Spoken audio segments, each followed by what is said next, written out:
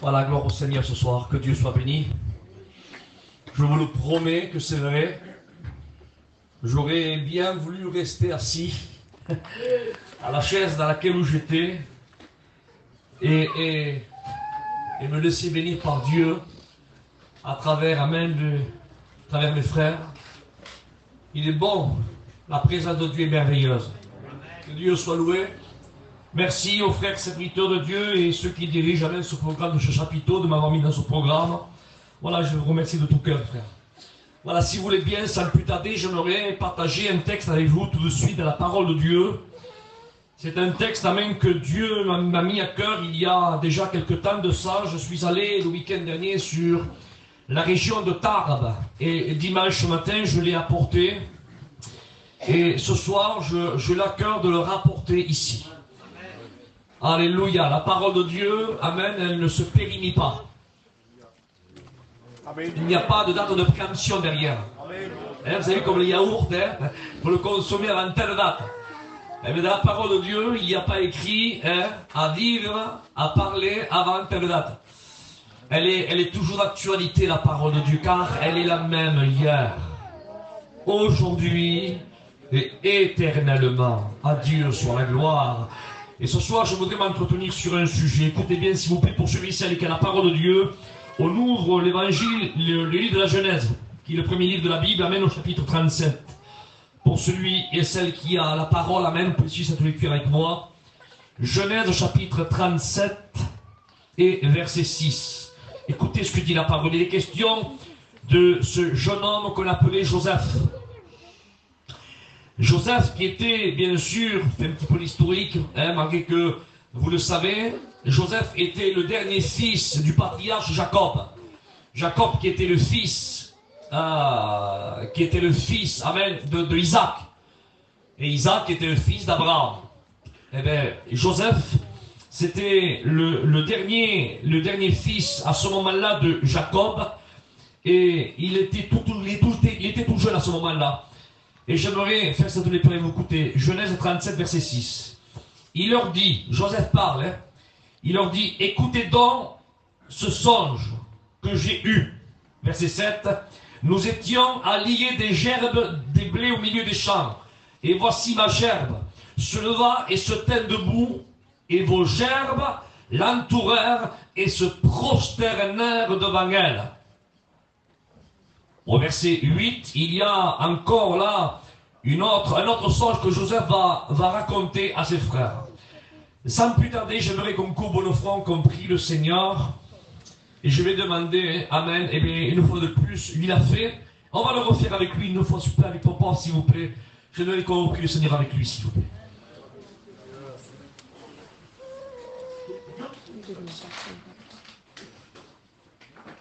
Nous sommes devant ta sainte présence ce soir. C'est parce que nous avons soif de ta parole. Nous avons soif de l'Esprit de Dieu en nous. Cet Esprit qui manifeste les fruits dans notre vie. Pour que nous soyons joyeux, heureux, remplis de paix, notre Père. Seigneur, ce soir, nous voulons ouvrir nos cœurs à ta parole. Et tu vois toutes ces personnes qui sont venues ce soir. Saint-Esprit dispose les cœurs, prépare les cœurs, afin que lorsque le moins va transmettre cette parole de Dieu, ce pain qui descend du ciel, et puisse pénétrer les cœurs et injecter une semence à l'intérieur, afin qu'ils apportent de fruits pour ta gloire.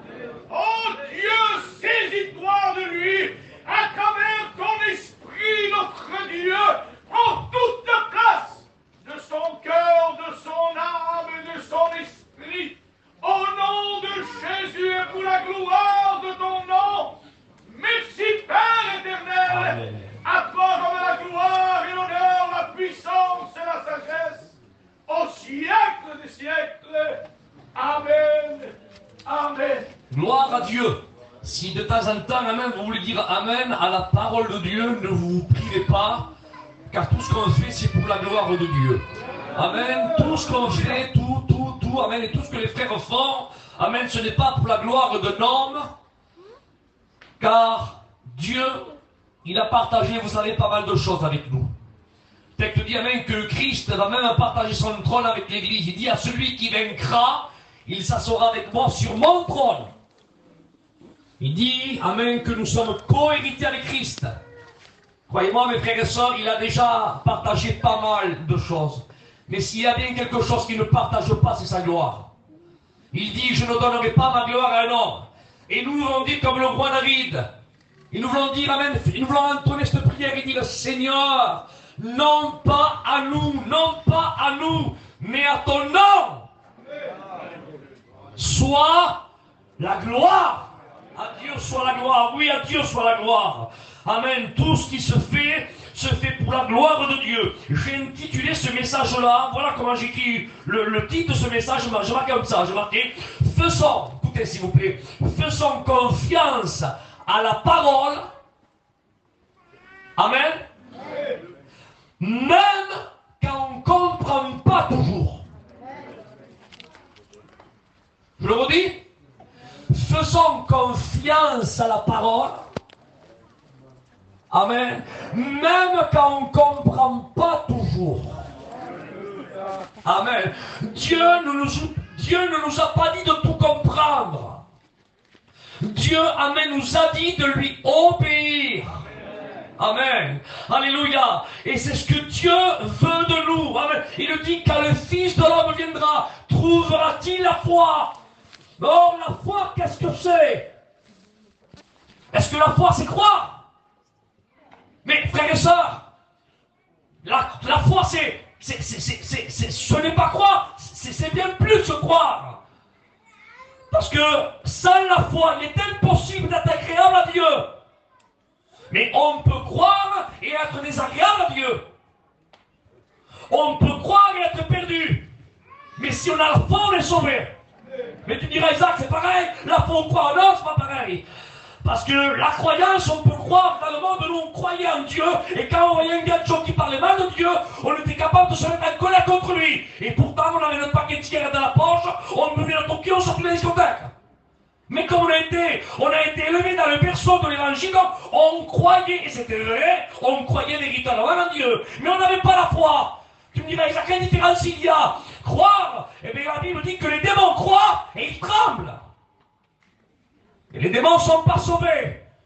Et ils croient en Dieu. Mais l'église, frères et sœurs, elle ne marche pas par la croyance, elle marche par la foi. Et la foi, frères et sœurs, c'est la fidélité. C'est l'obéissance, c'est l'intégrité. C'est se fier. C'est lui faire confiance. Alléluia. Et l'église, frères et sœurs, elle ne marche pas seulement qu'avec de la croyance, mais elle est fidèle, elle est obéissante, elle est intègre, elle se fie, non pas à ce qu'elle voit, mais à ce qui est écrit. Et ce qui est écrit n'est rien d'autre que la parole de Dieu. Amen. Alors je relis, frères et sœurs, le titre du message, faisons confiance à la parole, même quand on ne comprend pas toujours. Parce qu'il y a des moments, frères et sœurs, que Dieu, amen, nous permet de comprendre certaines situations de notre vie. Mais il faut avouer devant Dieu, je me mets dans le lot comme avec vous, je suis dans le milieu, pareil que vous. Parce que ce que je vais vous dire là, je me la suis posé moi aussi. Il y a eu des moments où j'ai dit à Dieu, Seigneur, oui, ça je comprends. Pourquoi ceci, ça je comprends. Et il y a eu des moments dans ma vie où j'ai dit, Seigneur, pourquoi? Je ne comprends pas, Seigneur. Pourquoi ceci? Pourquoi il m'arrive cela? Et pourquoi encore ceci et cela? Eh bien, il y a eu des moments que le ciel m'a révélé le pourquoi et le comment. Mais il y a eu des moments, frères et sœurs, où Dieu, amen, ne va pas révéler le pourquoi et le comment. Mais c'est pas pour cela, frères et sœurs, qu'on fait naufrage à la foi. Alléluia, parce qu'on s'accroche, non parce qu'on voit, non parce qu'on ressent, mais on s'accroche, frères et sœurs, à ce qui est écrit. Et ce qui est écrit, c'est la parole de Dieu. Et j'aimais, frères et sœurs, quand l'ancien a dit que lui n'est pas un homme. Il ne ment pas. Alléluia. Et il n'est pas le fils de l'homme. Il ne se repent pas. Mais ce que sa bouche dit, son bras puissant. Alléluia. Son bras puissant l'accomplit. Essayez de vous mettre un petit peu dans la peau du personnage. Aujourd'hui, nous avons une Bible entre nos mains. Et la plupart des gitans, voyageurs, yéniches, catalans, tous les ethnies confondus de mission, le tzigane aujourd'hui, c'est vrai, il n'a fait pas. Aujourd'hui, on sait lire. On n'est pas des théologiens, mais on sait lire. La plupart d'entre nous. Même les enfants, aujourd'hui, apprennent à lire dans les téléphones. Ils n'ont même pas besoin d'aller à l'école. Vrai ou faux? Vous savez qu'aujourd'hui, pratiquement tout le monde sait lire. Et aujourd'hui, si on veut se documenter par rapport à la puissance de ce Dieu qui est au milieu de nous, eh bien, nous avons une Bible entre nos mains et on la lit. On la lit, et la Bible nous dit que ce Dieu, amen, que nous lui fait confiance, est un Dieu qui est capable, amen, de nous conduire, de nous diriger, de nous protéger, de nous guérir, de nous ressusciter, qui viendra nous chercher, qui est la lumière du monde. Et la Bible nous rappelle ce que Dieu est. Mais quand même, on n'aurait pas de Bible aujourd'hui, il y a quand même des anciens qui sont au milieu de nous, qui pourraient nous témoigner de la grandeur et de la puissance de ce Dieu. Mais mettez-vous maintenant dans la peau de Joseph. Vous savez, quand on lit la parole de Dieu, on lit comme ça vite fait, mais essayez de rentrer dans le personnage de l'époque. Joseph n'a pas 60 ans. Joseph n'a pas 80 ans. Joseph n'a pas 50 ans. Écoutez, je dis ça parce qu'aujourd'hui, moi, je ne suis pas un vieux, je ne suis pas non plus un petit jeune homme, j'ai aujourd'hui 44 ans. Et quand j'entendais, moi, les anciens, quand à l'époque j'avais 18 ans, j'entendais mes anciens et qui disaient, bon, t'es un jeune, tu comprends pas. Et bien, je me disais, je vais regarder avec mon esprit à moi et ma petite intelligence de jeune garçon. Je me disais, je crois que celui qui ne comprend pas, je crois bien que c'est lui. Mais avec tout le respect, je le disais à l'intérieur de moi-même, je ne disais pas à toi. Mais il s'est passé 10 ans de plus, j'en ai eu 30, et il s'est passé 4 ans de plus, et aujourd'hui j'en ai 44. Et aujourd'hui, à 44 ans, aujourd'hui, je me rends compte que ce que l'ancien me disait il y a 24 ans, de cela n'est guère, il avait raison. Est-ce que vous comprenez ça? Tout ça pour vous dire, amen, je vous dis cela pour vous dire, amen, que Joseph n'a pas 40 ans. Joseph n'a pas 50 ans. Ce n'est pas un homme mûr. Ce n'est pas un homme qui a vécu son expérience, qui a roulé sa bosse, non. C'est un jeune homme de 17 ans. Quel âge t'as, fils, toi? 19 ans. 2 ans encore moins que le jeune garçon qui est là. 17 ans. Il n'avait pas de Bible entre ses mains, pas de Bible, pour se documenter de ce Dieu que son père Jacob lui a tant parlé, qu'il a reçu ce témoignage de son grand-père Isaac, et lui-même il a reçu son arrière-grand-père Abraham. Joseph n'avait pas de Bible, mais amen, il a été bercé depuis le berceau. Son père lui a parlé, tu sais mon fils, mon père à moi, Isaac, amen, il est le fruit d'un miracle. Sûrement qu'il a dû lui témoigner, comme chaque père témoignant aujourd'hui à nos enfants. Que Joseph lui aussi, il a reçu son témoignage de son père Jacob.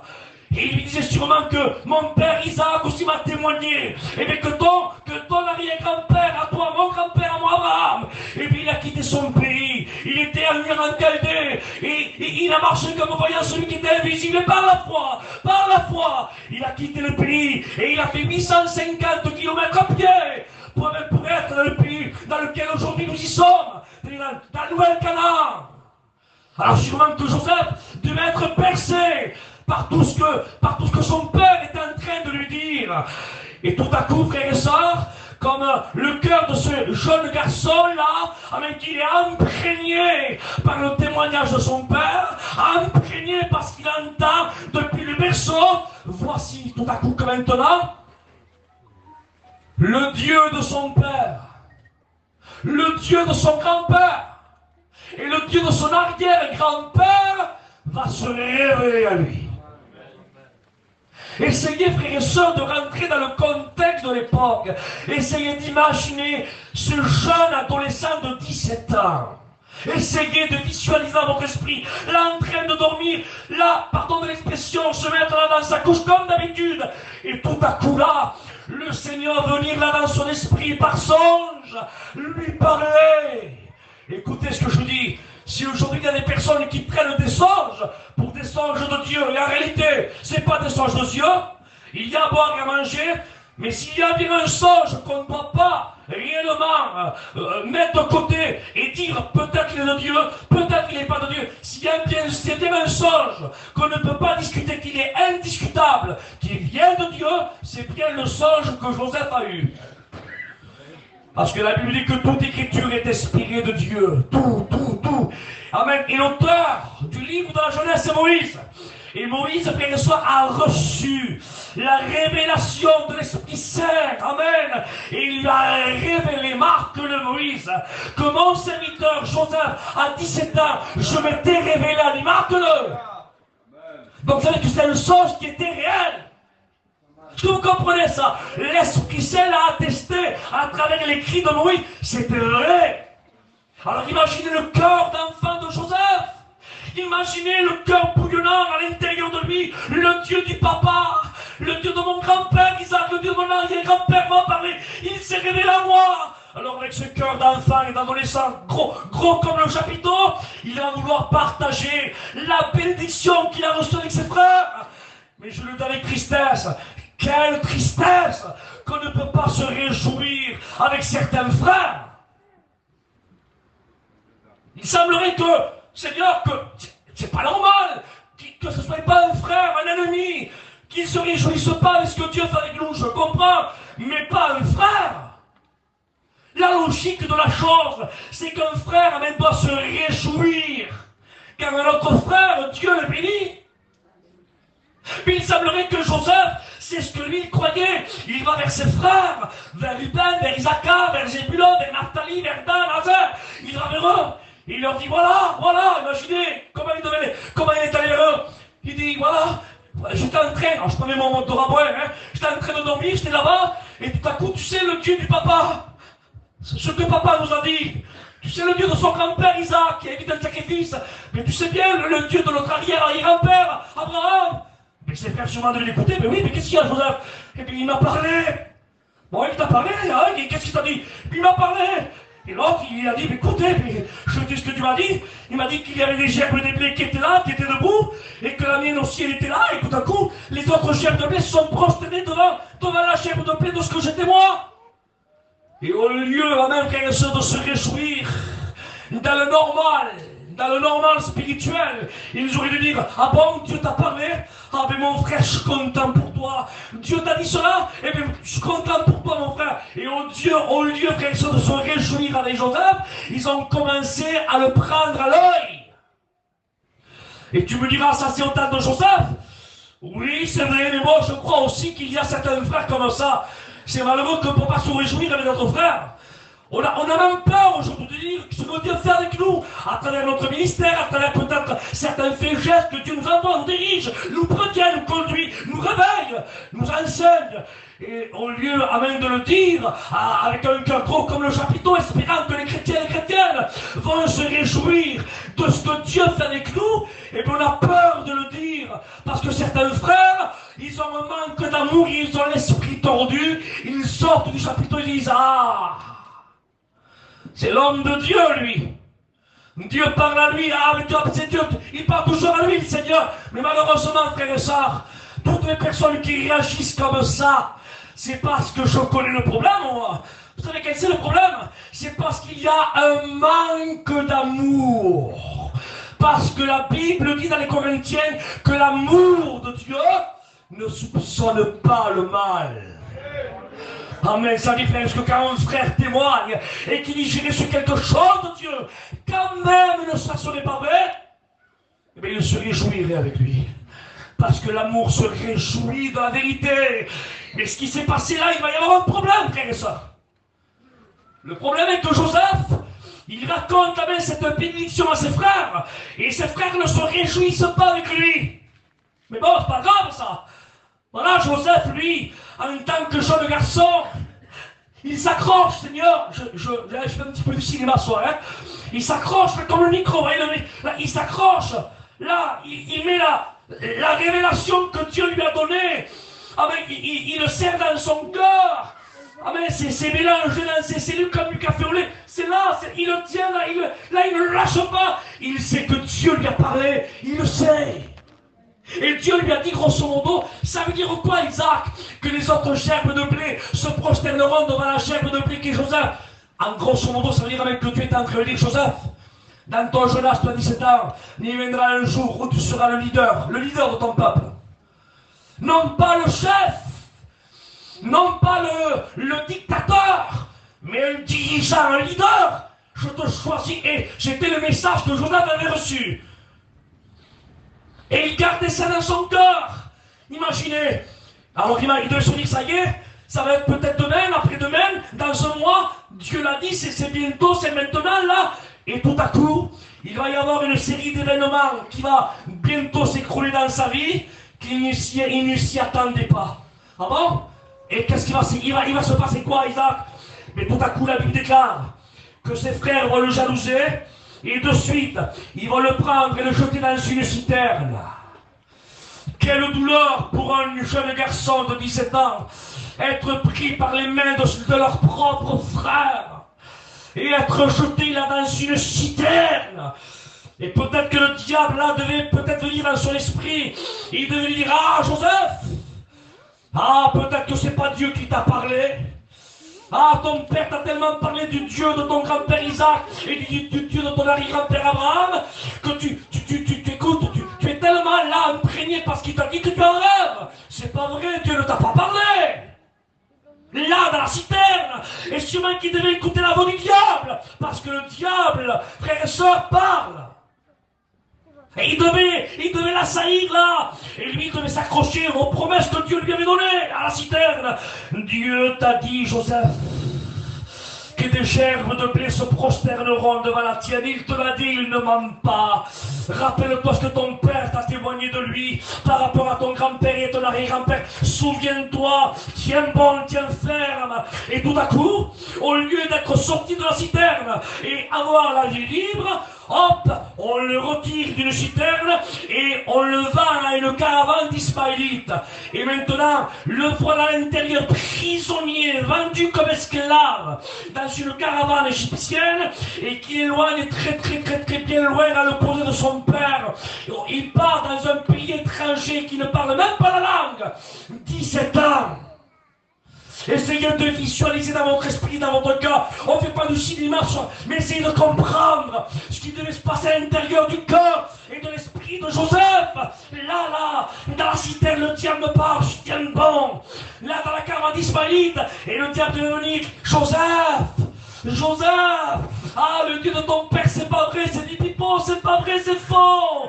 Tu comprends bien que ce songe aurait été vrai. Tu ne serais pas dans une citerne. Ce songe, ça serait vrai. Regarde, on ne te vendrait pas une caravane d'Égyptiens. Ça serait vrai. Oh, on est Dieu. Il n'y a rien de vrai dans tout ça. Et Joseph, lui, là, il gardait silence, il ne disait rien. Il gardait la fidélité. Et hop, un laps de temps s'écroule, peut-être quelques jours de marche avec cette caravane-là. Et tout à coup, il descend dans le pays égyptien. Et hop, on trouve là un acquéreur pour lui. Et on le vend à qui? À Potiphar. Il garde la fidélité malgré que le diable devait lui parler. Le voilà maintenant un esclave dans un pays étranger et il appartient à un propriétaire, Potiphar. Et Potiphar maintenant lui dit, maintenant voilà, tu es mon esclave. Et maintenant tu vas être au service de mon épouse, la femme de Potiphar. Et il se met au service de l'épouse de Potiphar. Et quand il garde la fidélité à ce que Dieu lui a promis, frères et sœurs, que les gerbes de blé se prosterneront devant lui et que lui serait un leader et non pas un esclave. Le diable devait l'assaillir, regarde, c'est pas vrai, t'es l'esclave, t'es pas leader, t'es l'esclave. Et il devait tenir avec le sens que Dieu lui avait donné dans son cœur. Et il devait se repasser, et le passer, et le repasser. Il y a un certain moment, le diable utilise la femme de Potiphar pour mettre ses mains sales sur Joseph. Parce que le diable a même voulu souiller la pureté, la sainteté, la fidélité de l'homme de Dieu. Et Joseph, lui, personne ne le voyait. Il n'y avait pas à l'époque de téléphone, il n'y avait pas à l'époque de paparazzi. Il aurait pu fauter et être là, cet homme qui n'aurait pas passé par la case prison. Mais Joseph, lui, écoutez ce que je vous ramène après ça, s'il vous plaît, perdez pas le fil. Joseph ne s'accrochait pas à ce qu'il voyait, non. Joseph ne s'accrochait pas à ce qu'il ressentait. Joseph s'accrochait à ce qu'il savait. Et ce qu'il savait, c'est ce que Dieu lui avait dit. Amen. Ta gerbe de blé se tiendra debout. Et il était là. Et il devait passer et repasser. Et pourtant, il devait ressentir de l'oppression diabolique par rapport à la vue. Un pays étranger, la femme qui veut le souiller. Qu'est-ce qu'il devait voir? Mais la foi n'est pas alimentée par la vue. La foi n'est pas alimentée par rapport au ressenti. La foi vient de ce qu'on entend. Et ce qu'on entend, c'est la parole de Dieu. Et Joseph, frère et sœur, sa foi était alimentée par ce qu'il avait entendu. Non pas la voix de l'homme, mais la voix du Tout-Puissant qui lui avait parlé. Sa foi était enflée, était grande, frère et sœur. Alléluia. Et à un certain moment, au lieu d'accepter la souillure, alléluia, il garde la fidélité, il s'échappe dans la maison de la femme de Potiphar, parce qu'il ne veut pas se trahir son maître, un, et Dieu, et deux, il ne veut pas être infidèle au Dieu de son père, et au Dieu qui s'est révélé à lui. Il y a un certain moment, on le prend, et même la femme de Potiphar va même lui arracher sa tunique, comme preuve, comme quoi? Eh bien, les ragots qu'il va raconter sur lui, c'est vrai. Mais des cas de que vous dites, ouais, je vais vous le dire en français. L'or, quand on peut écouter l'or, vous pouvez le mettre là sur le pupitre. Vous pouvez le mettre sur le doigt. Vous pouvez prendre l'or, le mettre par terre, prendre un coup de marteau et le enrouer de coups, lui faire perdre sa forme. Mais je vous le promets devant Dieu que même l'or, vous pouvez le mettre même là, dans la boue, et l'écraser. Et qu'une fois que vous le retirerez, l'or, même qu'elle a perdu sa forme, ne perdra pas sa valeur. Et puis c'est ce qu'était Joseph. Même quand il était là-bas, dans la cellule familière de son père, il était ce qu'il était, il gardait la fidélité, il était l'homme de Dieu. Dans une citerne, il était l'homme de Dieu. Caravane d'Ismaélite, il était l'homme de Dieu. Devant Potiphar, il était l'homme de Dieu. Devant la femme de Potiphar, il était l'homme de Dieu. Il ne se dégradait pas. Il était ce qu'il était. Amen. Gloire à Dieu. Amen. J'aimerais vous dire, frère, ce que Dieu viendra chercher une église qui est. Non pas qui était, et non pas qui sera, mais une église qui est d'actualité, une église qui est. Amen. Et Joseph, frère et sœur, il garde la fidélité, et tout à coup on le prend, et hop, on le met dans une prison pendant 2 longues années. C'est long 2 ans, hein. Écoutez, 15 jours, 20 jours, 1 mois, 2 mois, 3 mois, 4 mois, 5 mois. Il a 17 ans, le monsieur là, hein. Il n'a pas 60 ans, 17 ans. À 17 ans, on a besoin d'un papa. À 17 ans, on a besoin d'une maman. On a besoin de la chaleur de la mère et du père. Est-ce que vous comprenez ça? À 17 ans, on est un enfant. 6 mois, 7 mois, 10 mois, 1 an. 14 mois, 15 mois, et le diable devait se promener dans la cellule. Je te l'ai dit, le Dieu de ton père n'existe pas. Regarde, tu demeures intègre, tu es fidèle. Regarde, mais c'est pas vrai. Plus tu es fidèle, plus tu t'enfonces. Normalement, c'est pas comme ça. Si tu es fidèle, Dieu doit pas le sortir. Regarde, on va faire l'historique un petit peu de ta fidélité, Joseph. Tu es fidèle dans une citerne. Tu es fidèle aux Ismaélites. Tu es fidèle à Potiphar. Tu es fidèle à la femme de Potiphar. Tu es fidèle en prison. Et Joseph, ta fidélité, plus tu es fidèle, plus tu t'enfonces. Dieu n'y est pas. Et ce jeune garçon de 17 ans, aujourd'hui, à la fin de son séjour en prison, il a ton âge, 19 ans. Il y a 19 ans, il y a les chansons, il y a le panetier qui est là. Alléluia, et même qu'il est resté 2 ans en prison, peut-être assailli par la voix du diable pour le décourager. Mais Joseph, amen, savait en qui il avait cru. Alléluia, amen, parce que ce n'est pas l'endroit qui fera de nous ce que nous sommes. On peut être à côté de Jésus et être un Judas Iscariote, et on peut être un Joseph en prison et être l'homme de vision. À Dieu soit la gloire. Alléluia. Amen. Joseph ne le savait pas. Pourtant, moi, je dis ça comme ça. Ça aurait été plus facile, Seigneur. Moi, je suis d'accord, c'est moi qui dis. Seigneur, ça aurait été plus facile, Seigneur. Pourquoi, Seigneur? Quand tu t'es révélé à Joseph, quand il avait 17 ans, pourquoi tu lui as pas simplifié la chose? Pourquoi tu lui as pas dit, voilà, Joseph, écoute, je vais te montrer la lune, les étoiles se prosterneront devant toi, les 11 étoiles, et les chèvres se prosterneront devant ta chèvre de blé. Tu seras leader. Mais écoute bien, Joseph, tu aurais pu parler comme ça aurait été plus simple. Mais écoute bien, Joseph, je t'annonce là la fin du film.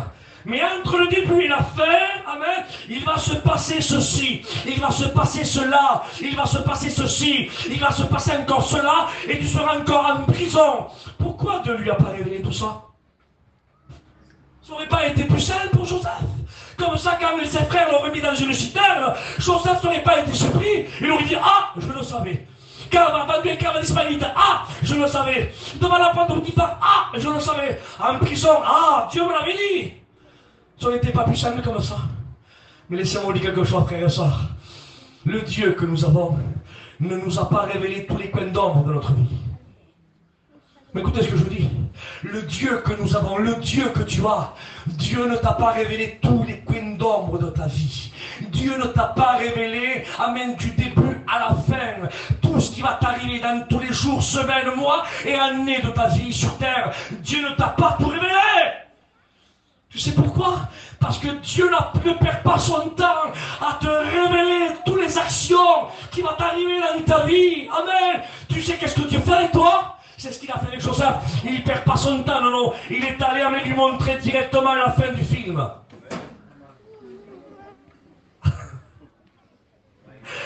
Vous vous rappelez quand vous racontez un beau film, quand vous disiez, ah, il y a un beau film qui est sorti, ah, et qu'est-ce qu'il dit, il dit, ah, quel beau film, ouais, mais la fin, on la connaît pas. Mais, et un vient, il dit, mais écoute, la fin, c'est lui qui gagne et l'autre meurt. Et l'autre dit, pourquoi tu m'as dit ça?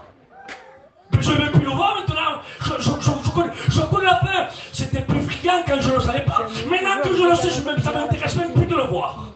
Eh bien Dieu, c'est ce qu'il a fait avec Joseph. Joseph, Dieu l'a regardé, il dit, écoute Joseph, tu as 17 ans, d'accord? Je vais abréger le film de ta vie, hein? Je vais aller directement, là tu es l'alpha, hein? Là tu vis l'alpha de ta vie, et je vais aller directement à l'oméga de ta vie, à la fin de ton parcours. Seigneur, on va simplifier, on va pas perdre notre temps à te raconter mois par mois, année par année, tout ce qui va t'arriver. Joseph, fais-moi confiance, d'accord? Je suis le Dieu d'Abraham, d'Isaac et de Jacob, de ton père, de ton grand-père et de ton arrière-grand-père. Et aujourd'hui, je suis ton Dieu qui s'est révélé à toi. Et maintenant, moi, je te dis, amen, voilà la fin de ton film. Tu seras un leader au milieu de tes frères. Alléluia. Amen. Amen. Et la foi de Joseph, elle était alimentée comme ça. Il devait dire sûrement au diable, car le diable disait, mais regarde, Dieu n'y est pas. Regarde, Dieu, c'est pas vrai. Tu es dans une prison. Tu es là, regarde, tu es dans une citerne. L'autre, elle veut te salir. Et le Dieu, Joseph devait lui dire, écoute, Satan, parle comme tu veux, envoie toutes tes petites diablotins, fais tout ce que tu as à faire. Écoute, je suis jeune, je connais la fin de mon film. Lui, celui qui m'a parlé, qui m'arrive ce qui m'arrive. Il m'a dit qu'à la fin de mon film, je serai un leader sur mes frères. Et si lui, il a dit, Amen.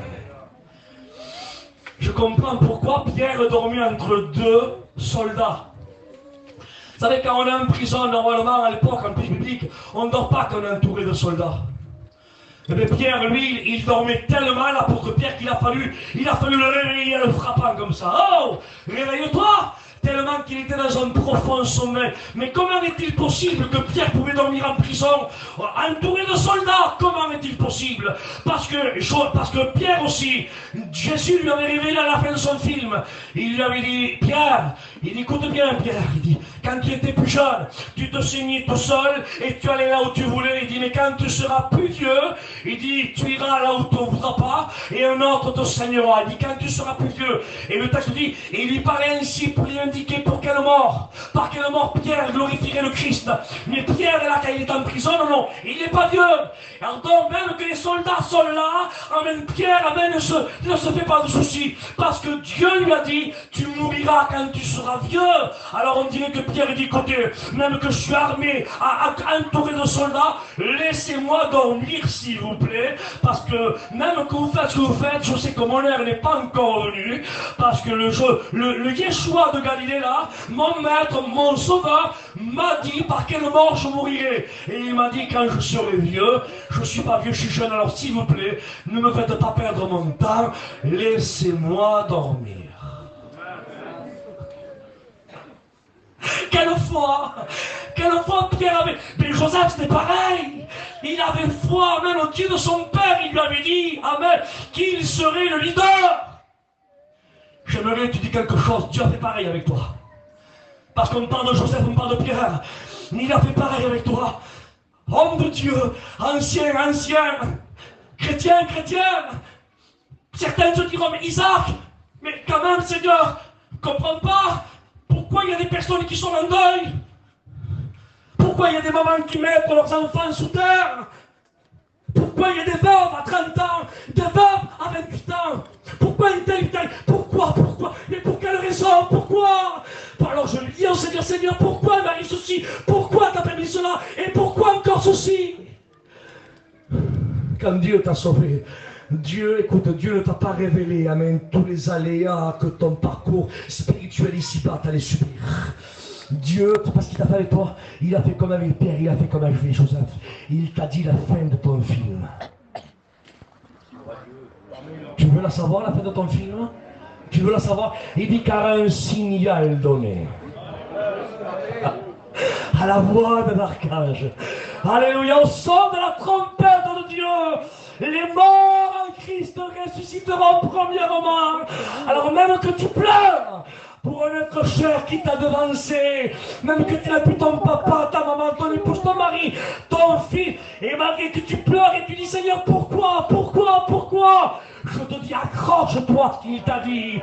Et il t'a dit même que les morts en Christ ressusciteront. Alléluia. Dans un corps incorruptible, et toi, tu auras revêtu l'incorruptibilité.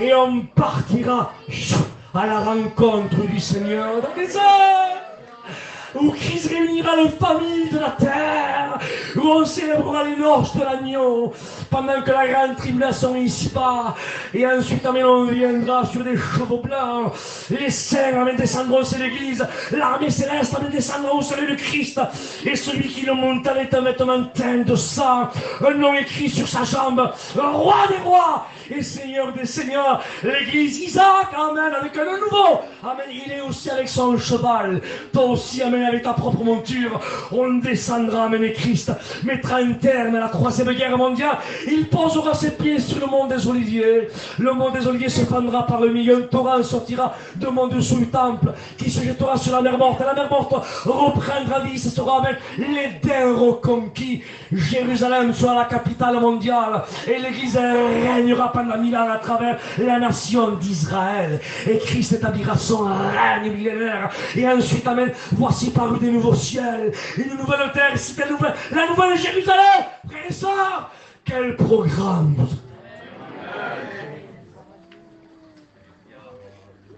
Ne t'accroche pas aux aléas. Ne t'accroche pas. Ah Isaac, je sais bien que ce n'est pas des détails de pleurer. Je sais bien que ce n'est pas des détails, frères et sœurs, d'être en deuil, je le sais. Mais accroche-toi à ce que Dieu t'a dit. Et il t'a dit, écoute bien, celui qui te l'a dit, ce n'est pas un homme, il ne ment pas. Ah Seigneur, je le redis, ce n'est pas un homme, il ne ment pas. Il te l'a dit. Ce n'est pas le fils d'un homme, il ne se repent pas. Les promesses de la Bible n'ont pas été données pour le monde angélique. Les promesses, amen, elles sont pour nous. Et la Bible dit qu'il n'y a pas un seul trait de lettre qui ne passe sans que cela ne s'accomplisse. Écoute ce que je te dis, si la prophétie tarde à Allah, elle tarde à venir, mais je vous le dis devant Dieu que c'est vrai. Bientôt, celui qui doit venir viendra. Il ne tardera pas. Il dit que sa nuit est plus sûre que celle de l'aurore. Vous ne voyez pas comment le monde vit. On est assis sur nos poudrières et rien ne va. L'Ukraine avec la Russie, Gaza avec Israël, les pays arabes sont en train de se retourner, même la France maintenant par rapport au monde politique, parce qu'il y a les morts du prochain pour les Européens, sont en train de retourner leur veste. C'est rien ne va. Rien ne va. Car le monde gît sous la puissance du malin. Nous gît sous la puissance du Dieu de ce siècle. Mais nous ne sommes pas de cette terre. Vous êtes dans ce monde, mais vous n'en faites plus partie, a dit Jésus. Il dit, je m'en vais. Tu vas où, Seigneur? Il dit, je m'en vais vous préparer une place. Afin que là où je suis, vous y soyez. Écoutez, regardez l'amour de Jésus. L'amour de Jésus n'a pas été seulement pour un temps. Qu'il a prouvé en mourant et en ressuscitant sur le bois de la croix. Non, non. Quand tu aimes quelqu'un, tu veux passer toute ton éternité avec lui. Christ nous aime tellement qu'il nous a dit, je veux que là où je suis, je veux que vous y soyez aussi. Je veux être avec vous. Alléluia. À Dieu soit la gloire, frères et sœurs. Au nom de Jésus, accrochons-nous. Qui arrive et ce qui arrive. Je vous le dis devant Dieu que c'est vrai. C'était pas, vous voyez, c'était pas dans le message, mais tant pis, je me laisse conduire par le Seigneur ce soir. Vous savez des pourquoi tu en as eu dans ton vocabulaire. On ne va pas trahir le secret de quelques serviteurs de Dieu parce qu'on a des copains, vous comprenez bien. Mais on a des copains dans lesquels on s'est téléphoné, dans lesquels on s'est vu, et des fois on s'est posé des questions, on s'est exhorté, mais pourquoi il m'arrive ceci? Isaac, pourquoi il m'arrive cela? Alors j'essayais bien sûr de donner pour quel motif le frère avait ce pourquoi, je ne sais pas, Seigneur. J'avais des mots, voilà, bibliquement pas là, mais il y avait un moment où j'étais obligé de me taire. Il y a un certain moment, pas plus tard que l'année dernière, en 2003, il y a une vague dévastatrice de la part du diable qui est venue frapper mon ministère et la barque de mon foyer, qui a duré presque 10 mois. Et dans chaque de ces 10 mois, dans chaque pratiquement jour, chaque semaine, je me mettais devant Dieu, je prenais mon véhicule et je disais à mon papa, à mon père, dans le secret, et c'est pas une trahison, c'est vrai, et en tant que père, je dis à mon père, Seigneur, mais Seigneur, il y a 24 ans que je te sers. Pourquoi ceci, Seigneur? Pourquoi ce mensonge, Seigneur? Pourquoi ce calomnie, Seigneur? Mais Seigneur, mais pourquoi? Mais pourquoi? Mais pourquoi? Ma femme, elle demandait le pourquoi. Mes enfants demandaient le pourquoi. Et bien le ciel ne m'a pas donné la réponse à notre pourquoi. Mais j'ai lu la parole de Dieu et quand j'ai vu l'attitude de Joseph, il vivait, et c'est ce que Dieu me demandait à vivre. Le psaume 37. Ah bon? Et qu'est-ce qu'il est écrit? Garde silence devant l'Éternel. Chut. Et espère à lui. Même qu'on ne comprend pas, Dieu nous dit, je ne peux pas te révéler le pourquoi. Je ne peux pas. C'est pas que Dieu est méchant, frères et sœurs. Vous croyez que Dieu veut nous faire souffrir? Il est croyez-vous que Dieu est en train de nous dire, voilà, je veux te faire souffrir, je ne veux pas te révéler le pourquoi. Si Dieu ne veut pas nous le révéler, c'est parce qu'il connaît notre nature, il connaît notre corps, il connaît notre raisonnement. Et il sait, frères et sœurs, que c'est mieux comme ça. Ce que Dieu veut de nous, c'est qu'on garde silence devant lui. Et qu'on espère à lui. À Dieu soit la gloire. Espérons à l'Éternel. Qu'il arrive ce qui t'arrive dans ta vie. Garde silence devant Dieu. Parce que le diable veut que tu parles. Le diable veut que tu te régèmes. Le diable veut que tu te déchaînes. Ah, mais vous savez, quand vous prenez un coussin et que vous êtes en train de l'ouvrir et vous lâchez les plumes, vous savez, dans les airs, et essayez de les rattraper, vous après. Mais c'est ce que le diable veut. Vas-y, voilà ce qui t'arrive, déchaîne-toi, parle. Toi aussi, fais ceci, vas-y, déchaîne-toi. Lâche les plumes. Et après, le problème après est résolu. Mais il y a les plumes après rattraper. Et Dieu, voyez, nous dit, tu vois, si tu regardais silence devant moi, et tu aurais espéré à moi, tu n'aurais pas eu besoin de ramasser aucune plume.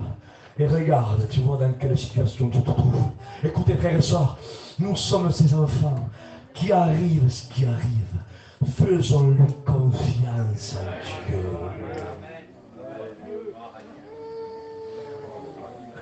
Faisons confiance à Dieu.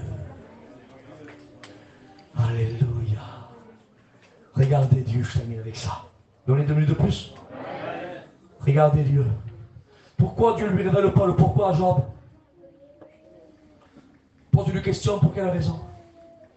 Ça aurait été pas plus simple, Seigneur?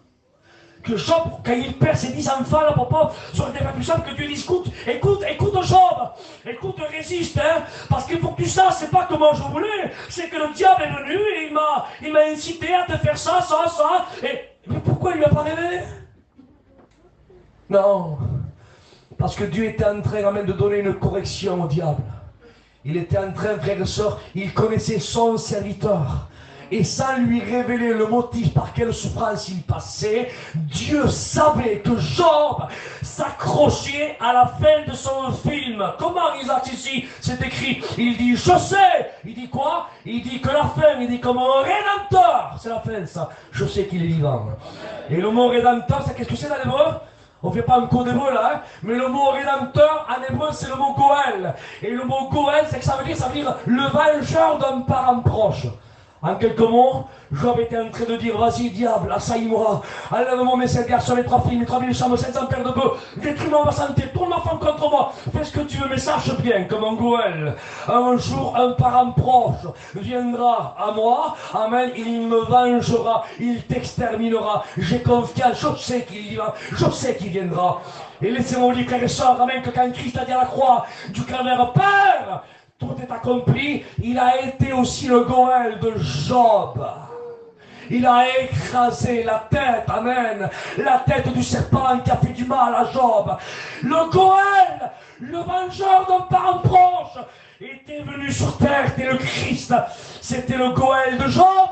Et au mont Golgotha, il lui a écrasé la tête. L'espérance de Job, frères et sœurs, au nom de Jésus. Même quand on ne comprend pas toujours, gardons le silence devant Dieu. Parce que Dieu était en train de donner une peine au diable.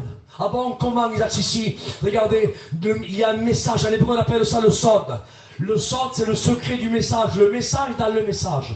Il y a un message qui est véhiculé dans le message, on appelle ça le sod en hébreu.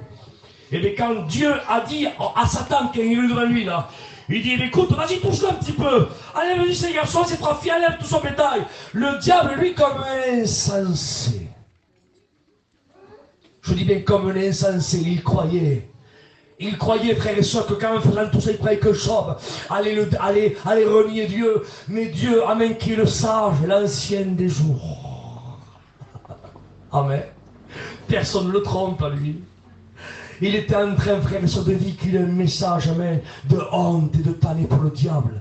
Il était en train de faire, amen, une fois qu'il a laissé Job subir tout ce qu'il a subi, et que Job, amen, a dit, tu parles comme une femme insensée.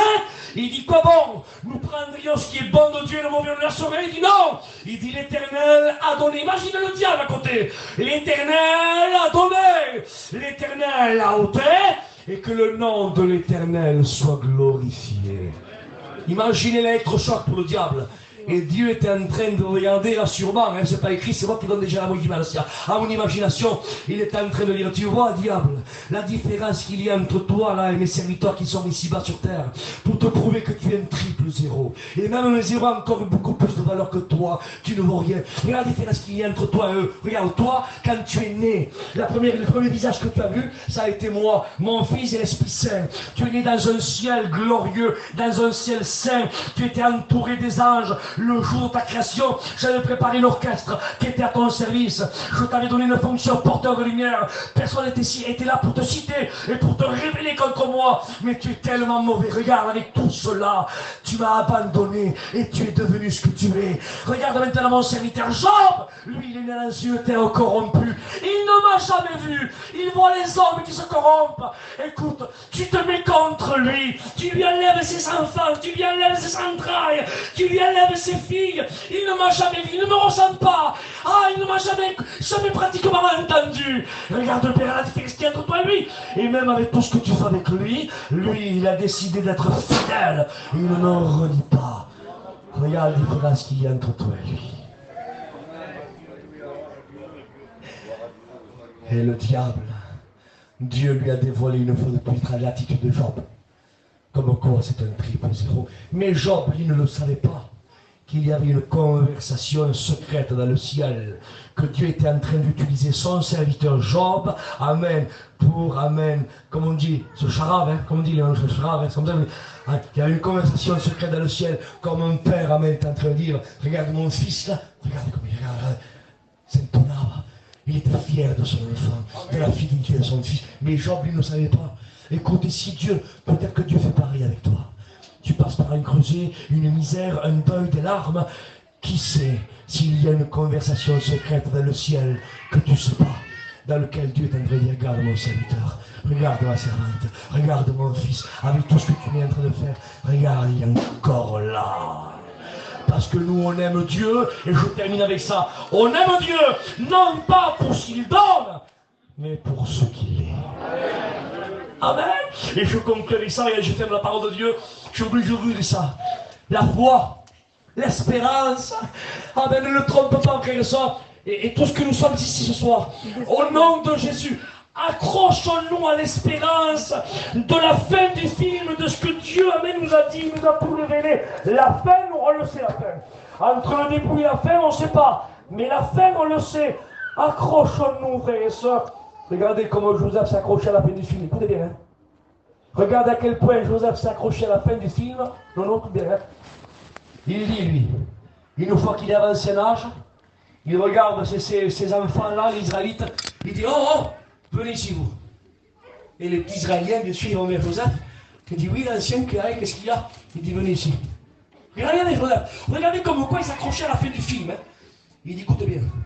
Il dit, c'est marqué comme ça. Il dit, Moïse prie avec lui les sceaux de Joseph. Il dit, car Joseph avait fait jurer. Venez ici les jeunes. Il dit, oui, qu'est-ce qu'il y a, ancien Joseph? Il dit, jurez-moi. Jurez là. Hein. Mais oui, on te jure. Mais que l'on jure quoi? Il dit, il avait fait jurer au fils d'Israël en disant, le Dieu, un jour vous visitera. Écoutez bien, hein, et il vous fera, et vous ferez remonter mes os avec vous dans le pays que Dieu, amen, vous conduira. Écoutez bien, et cela s'est produit 430 ans après. Et 430 ans avant, regardez la fin du film, et 430 ans, elle n'est pas longue, hein. Il s'accrochait à 430 ans. Il dit, je sais qu'un jour, là, dans la fin là-bas, je sais qu'un jour, notre Dieu, là, il va nous visiter et il va vous déporter dans un pays qui vous donnera pour vous. Il dit par contre, vous jurez-moi, hein, jurez-moi parce que moi je vais mourir, mes os seront là, mais jurez-moi hein, que vous ne me laisserez pas là. Prenez mes os avec vous, ne les laissez pas l'Égypte, hein, vous les transporterez avec vous. Jurez-les. Et la Bible dit que Moïse, le libérateur 430 ans après, libéra le peuple d'Israël et il y avait un petit sac peut-être dans sa main, et Joseph a fait partie lui aussi de ce voyage. Lui aussi a traversé la mer Rouge. Joseph aussi était, alléluia, là dans un coin peut-être à part, quand ils ont reçu les lois Sinaï, quand ils ont séjourné pendant 40 ans, et quand ils ont rentré dans le pays promis à travers le leader Josué, Joseph, alléluia, et il faisait partie du voyage. Est-ce que vous comprenez ce que je veux dire? Frères et sœurs, accrochons-nous à la fin de notre film. Bientôt, on part. Fermons nos yeux, prions le Seigneur. A Dieu soit la gloire. Tu pries le Seigneur? Non, prie le Seigneur, mon frère. Papà, prima che cantato questo cantico, la grazia, la grâce, elle est tout près de toi. J'aimerais que l'ancien reprenne ce cœur. Et qu'on loue Dieu. Et qu'on le glorifie. Nous louer ton nom, glorifier ton nom. Merci pour l'encouragement de ta parole. Merci pour la bénédiction.